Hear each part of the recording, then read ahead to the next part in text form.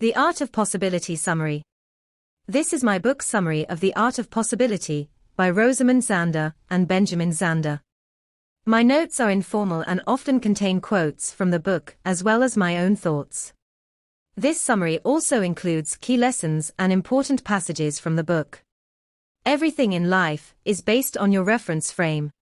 Look at things in a new way, and suddenly your problems fade away. It's all invented. Everything in life is an invention.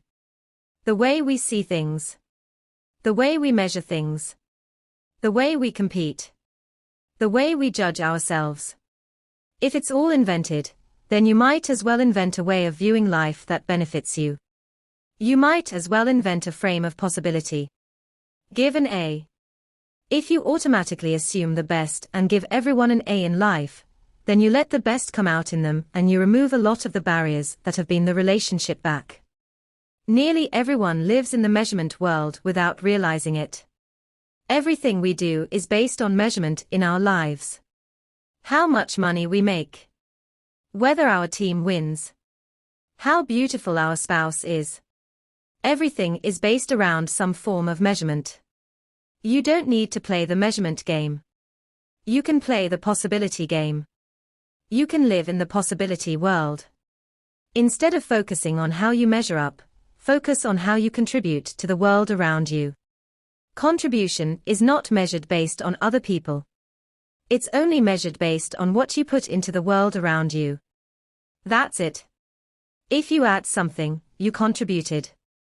Assignment for yourself: write down all the ways in which you have been a contribution to the world around you in the last week. There is no space for your failures or missteps. You only get to list how you contributed in a positive way. A leader who feels he is superior is likely to suppress the visions of the very people he needs to rely on to succeed. The conductor can lead the most powerful orchestra in the world, but does not make a sound. His or her only power is in getting the players to produce the beautiful sound they are capable of. What would I say if I was suddenly called upon to lead? How much greatness do we expect of those around us? It matters. Rule number 6. Don't take yourself so damn seriously. If you are worried about making a mistake, imagine that a 500-pound cow will fall on your head. The calculating self is who runs our lives in the measurement world. The central self is who runs our lives in the possibility world. What would have to change to make this possible? Redraw the box in your mind to create a reference frame that embraces the way things actually are and allows you to see them in a new way. Zander's music professor to him when he struggled to learn a new piece quickly: "You mean, you've been playing for 3 minutes, and you still haven't mastered it?" Be with the way things are. We have to distinguish our thoughts and feelings about the events from how the events actually are. We often let our feelings about how things should be prevent us from being with the moment and taking appropriate action. We get so wrapped up in things not being as we wish they would that we prevent ourselves from moving forward. Separate our conclusions about events from our descriptions of the events themselves. The more attention you shine on a subject, the more evidence of it you find. This is how downward spiral talk escalates into a reality. People who describe the glass as half full are not delusional optimists. In fact, they are more based in reality, because they are describing a substance that is actually in the glass. They are describing reality as it is.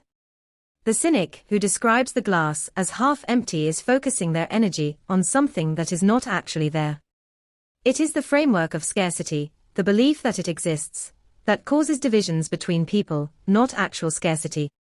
Don't focus on being the best in the world.